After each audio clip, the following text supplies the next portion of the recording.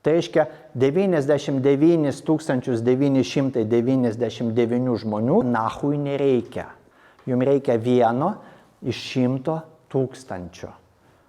Todėl ir reikia aprašyti savo idealų klientą, kad jūs galėtumėt mušti, pozicionuoti į jį, į tą 1 iš 100 000.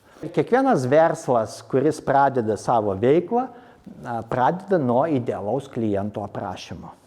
Bet fotografai praktiškai šito nedaro. Jie neaprašo, jie negalvoja, nes mes pradedam galvoti, kad mums bet koks klientas yra gerai. Nes kiekvienas klientas atneša pinigą. Mes save pozicionuojam Maksimos vaidmenį, kai Maksima gali aptarnauti visus. Ir turtingą, ir vargšą, ir benamį, ir panašiai. Jis turi prekių visiems, nes ir tam pačiam turtingui reikia pieno arba duonos. Suprantat? Meniniam darbe arba rankų darbe tas neveikia.